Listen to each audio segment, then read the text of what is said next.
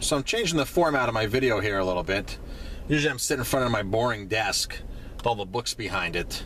And man, it's been a crazy week here. So I'm changing the format a little bit. And I'm just going to tell you what's happened in my life in the last week or so.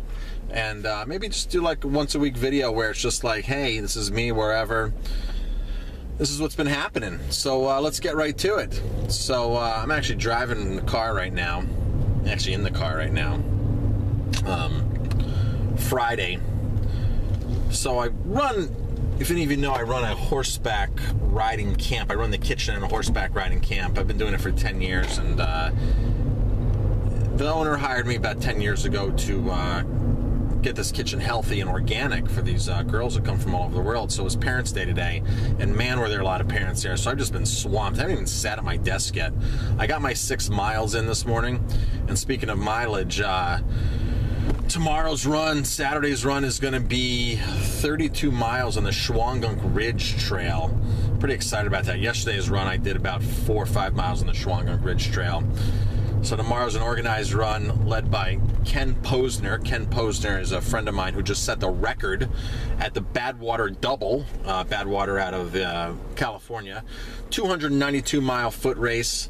He did it in 93 hours, beat the record by an hour and a half almost. So Ken Posner is leading the race tomorrow. I'm really excited for that, and I'm also really excited for the fact that after I do those 32 miles, I will have set a record for running for the week, a personal best of 92 miles. Previous personal best was 80 and then 70. Back in 2012, I did that in August. And I took a day off this week, which was really cool. If I didn't take a day off, I could have probably hit 100 miles. So now, of course, now that 92 miles are there, I'm like, man, I need to break 100, right? So now let's set now my next goal to break 100. The cool thing was on Strava, because I'm on Strava, out of 40,000 runners, I was like number 419. I was ranked, so that was really cool. I've never been that high on Strava for the month. So after 32 miles tomorrow, we'll see exactly where I stand. I think I'll hopefully gain a few slots on Strava. I don't do any, speaking of working out, I don't do any like weight conditioning. I know I should be, and my wife is a fanatic, and my kids are fanatics for CrossFit, and they're just monsters at this. My son, my wife, I just can't believe the strength of my wife that she's gotten over the last couple years, but since she's been doing CrossFit literally over the last 4 months, she has just become incredible. I mean, push-ups, pull-ups, everything. It's just been really fun to see her evolve and change like that. So I decided to start doing some push-ups, right? So I'm like, man, I got to get some weight.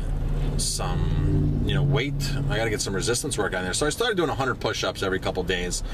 And man, the first 100 I did were tough. I had to do, my first set was 20, barely 20. And then I was like doing 10, and then I was like moved down to like 5 just to get to 100. About 6 times later, I'm rocking out 30 at a time, so 30, 30, 30, and finishing out with 10. So I think it's going to be time to up that as far as my weight, as far as my push-ups. So I've been doing that like every 3 days. I'm going to start working abs in there. I do that actually after I run. So before I get out of my running clothes, I just in the bedroom, I just rock out some push-ups. And some new books. I just finished reading, I just started Cool Running. Man, what is it called? It's called, I gotta look it up on my phone real quick. Let's see here.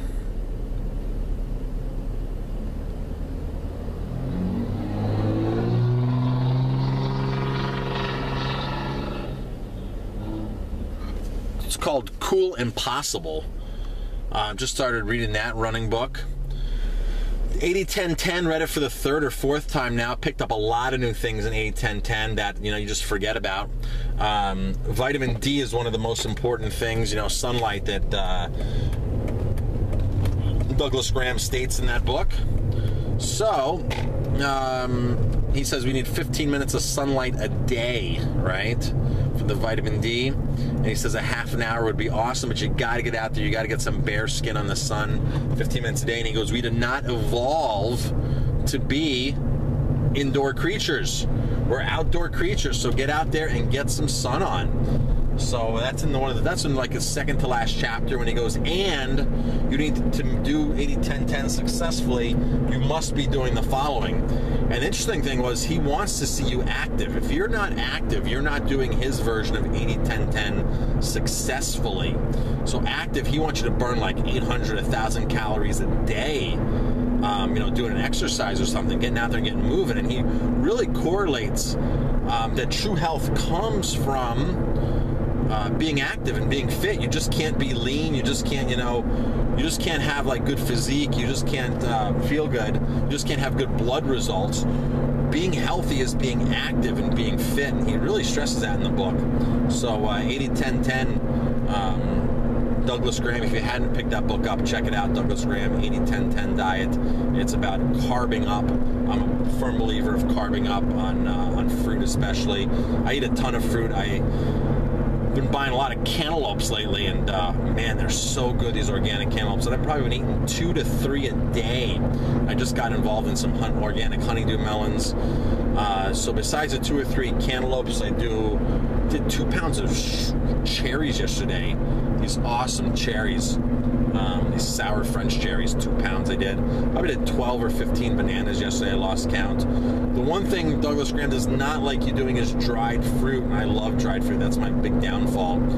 Dates, figs especially, and the big one is dried mangoes. I love dried mangoes. So on my run tomorrow, I'm going to soak some figs, and I'm going to put them, puree them up with a little maple syrup. And probably, I'm not sure what else I'll put in there, but I got a lot of different concoctions. Maybe some turmeric, some dried, cold-pressed, dried turmeric juice that I'll put in there just for anti-inflammatory, a little vitamin C for anti-inflammatory, because I'm going on this long run. So I'll puree up some figs, maple syrup in that, and get that in a little squeeze tube and put that on my backpack. Taking a backpack tomorrow with water. I have a Geiger rig. Geiger rigs are those backpacks that you actually pump, and it sprays water as opposed to you sucking the water, which is really cool. They say if you suck water, you get a stomach ache. If you spray it, no problem. Great thing about the Geiger rig is you can spray your head down. You can spray wounds out. You can share with other people without putting your mouth on the nozzle and the nipple there, because it's pressurized and it shoots. So the Geiger rig's going for a full run tomorrow. It's never been on a full run like that. I've only had it about 13, 15 miles, the Geiger rig. So that's tomorrow's Geiger rig breakout. Let's see what the Geiger rig's made of. Let's see what else is going on. What else can I talk about? Restaurant's been busy, crazy busy. Had somebody walk out last night right in the middle of service, one of the kitchen staff.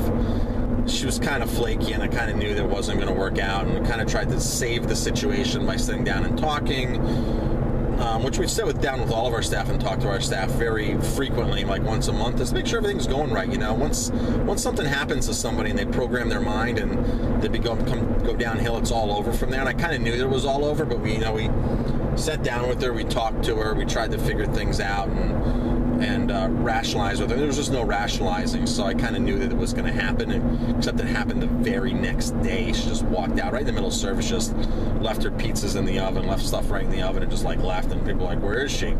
Gone, left, gone.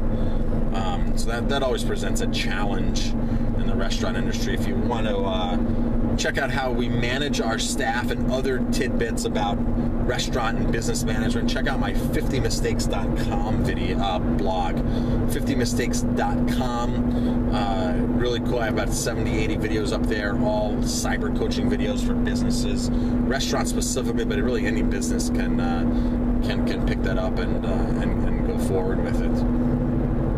Really a lot of cool free tips on there. I love coaching businesses. I love helping other business people out, and because I've been in business a long time. Well, not a super long time, but 10 years in one location, and I've always had a business mind. So I've always said to people, I'm not a chef, I'm an entrepreneur. I'm a restaurateur is how I've always viewed myself.